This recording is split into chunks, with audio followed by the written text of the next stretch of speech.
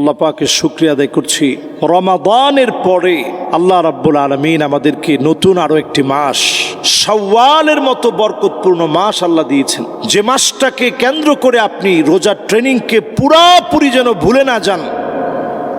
এই মাসেও 6টা এমন রোজা আছে যে রোজাগুলো সাহাবাই কেরাম রিদওয়ানুল্লাহি আলাইহিম আজমাইন বড় ভালোবেসে ভক্তি সহকারে রাখতেন।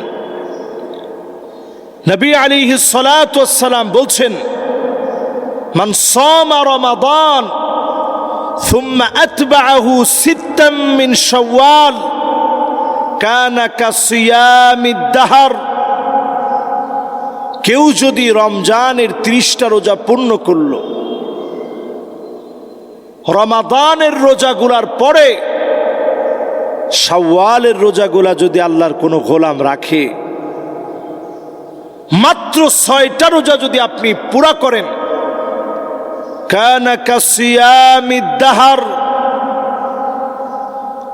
এই 6 রোজার কারণে পুরাপুরি আল্লাহ রাব্বুল আলামিন একটা বৎসর রোজা রাখার সমান সওয়াব আল্লাহ দান করে দিবেন। সুবহানাল্লাহ। এবার একটু ব্যাখ্যায় যাই। রমজানে রোজা রাখছি 30টা। এই 30টা রোজা যারা রেখেছি, আশরাতু আমসালিহা, স্বাভাবিকভাবেই 10 গুণ পর্যন্ত সওয়াব আল্লাহ বৃদ্ধি করেন। তাহলে এক একটি রোজাতে যদি 10 গুণ সওয়াব বৃদ্ধি পায়, আমি আপনি 30টি রোজা রেখে 300 দিন রোজা রাখার সমান সওয়াব আমি আপনি পেয়ে গেছি। সুবহানাল্লাহ। এরপর বাকি থাকলো 60 দিন, 65 দিন। আপনি যখন এই 6টা রোজা রাখবেন, 60 দিন রোজা রাখার সমান সওয়াব হয়ে গেল। 10 গুণ করে আল্লাহ সওয়াব বাড়ায় দিলেন। তাহলে 60 দিনে 360 দিন পুরা হয়ে গেছে। বাকি থাকে 5 দিন। এই বাকি 5 দিন রোজা রাখাকে আল্লাহ নিষিদ্ধ করেছেন।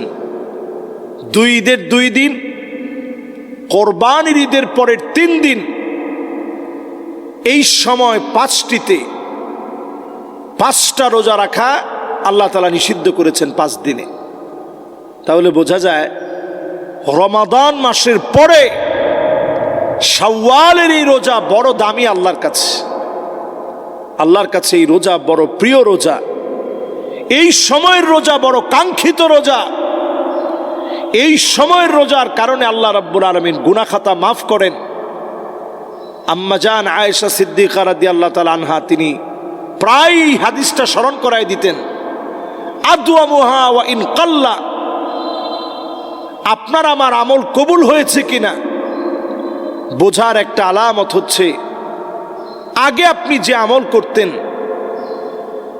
এখন আপনি যদি ওই আমলটা অল্প হলেও করেন, রমজান মাসে রোজা রাখতেন, এখন শাওয়াল মাস আসছে, বৃহস্পতিবার শুক্রবারে আপনি রোজা রাখেন, আরবি মাসের 13, 14, 15তে আপনি রোজা রাখেন, শাওয়ালের 6টা রোজা আপনি সওয়াবের নিয়তে পালন করেন, যদি আপনি করতে পারেন, নবীজির হাদিস অনুযায়ী আদওয়ামুহা ওয়া ইন কাল্লা, অল্প অল্প করেছেন, নিয়মিত করেছেন, মানার চেষ্টা করেছেন, এটাই আলামত বহন করে আমার আপনার রমাদানের রোজা আল্লাহর কাছে কবুল হয়েছে।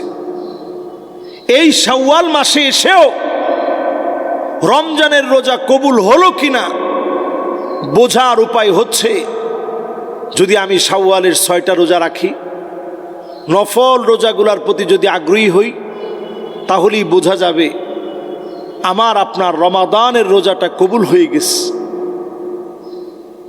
এবার আসুন, আমি আপনি রোজা যে রাখবো, একেবারে একটানা রাখতে হবে না গ্যাপ দিয়ে রাখা যাবে? আপনি গ্যাপ দিয়ে দিয়ে রাখতে পারবেন, কোনো অসুবিধা নেই। এমন কি আপনার আমার যদি আজকে একটা রাখলাম, আবার 4 দিন 5 দিন 6 দিন পরে মনে চেয়েছে আরেকটা রাখবো, কেউ যদি মনে করেন টানা রাখবেন, হায়াতের কথা তো আমরা কেউ বলতে পারি না, টানা রাখা শুরু করে দিলাম, যদি ওই অবস্থায় আমার মৌত হয়, আমি নিয়ত করেছি শাওয়ালের রোজা রাখবো, এর আগেই দুনিয়া থেকে চলে গেলাম, আল্লাহ পাক ঠিকই আমাকে কানা লাহু কাসিয়ামিদ দাহর, 1 বছর রোজা রাখলে যে সওয়াব হবে সমান সওয়াব কিন্তু আমাকে আল্লাহ দান করবেন। এই জন্য আমরা প্রত্যেকে নিয়ত করে ফেলি, ভালো কাজের নিয়ত করলেই সওয়াব, ভালো কাজের নিয়ত করলেই সওয়াব। নিয়ত করবেন, কাজ করতে পারেন নাই, কাতাবাল্লাহু লাহু হাসানাতান কামিলা, পূর্ণ ভালো কাজ করলে যে পরিমাণ সওয়াব হবে, নিয়ত করছেন আল্লাহ রাব্বুল আলামিন এর মধ্যে আপনাকে মৃত্যু দিয়ে দিয়েছে, আপনার আমলনামায় সওয়াব যোগ হয়ে যাবে। প্রিয় ভাইয়েরা, আমলনামা বৃদ্ধি করার লক্ষ্যে, নিজেকে আল্লাহর কাছে প্রিয় বানানোর লক্ষ্যে সিয়াম সাধনার পরে এই বরকতপূর্ণ সময়ে আরেকটা সুযোগকে কাজে লাগান। আল্লাহর কাছে কায়মানু বাক্যে রোনা জারি করে ফরিয়াদ করেন, মেহেরবান মালিক আমাকে আপনাকে ঠিকই কবুল করবেন। রমাদানের পরে এই রোজা সালাফুস সালেহিন কোন বুজুর্গানে দিন কেউ ছেড়ে দেন নাই, অত্যন্ত গুরুত্ব দিয়ে সবাই পালন করেছে। এই সময়ের রোজা নেককারদের বৈশিষ্ট্য, এই সময়ের রোজা আল্লাহর কাছে প্রিয় হওয়ার অনন্য বৈশিষ্ট্য। রমজানের ইবাদত কবুল হওয়ার আরো একটা চান্স, তার ইবাদত আল্লাহ কবুল করেছেন যার আমলের ভিতরে এখনো মিল খুঁজে পাওয়া যায়। এজন্য এই রমাদানে যারা আমরা রোজা রেখেছি, শাওয়ালের রোজা তারাই রাখবো। রোজার ট্রেনিংকে আমরা ভুলে যাব না।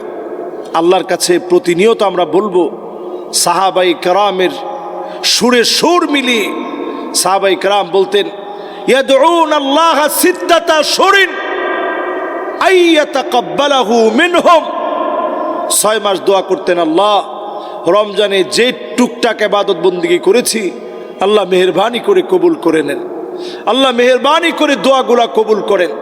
এই জন্য প্রতিনিয়ত আমরাও দোয়া করতে শিখি, নফল রোজার মধ্য দিয়ে আল্লাহর নৈকট্য অর্জন করা যায়। এই নৈকট্য অর্জনে আমরা একজনও যেন পিছিয়ে না যাই। আজ রাখবো, কাল রাখবো করে করে পিছিয়ে না থেকে একটা রাখা শুরু করেন, বাকি বরকতে দেখবেন সবগুলা রাখা হয়ে যাবে। আল্লাহ তৌফিক দান করুক। আসসালামু আলাইকুম ওয়া রাহমাতুল্লাহি ওয়া বারাকাতুহু।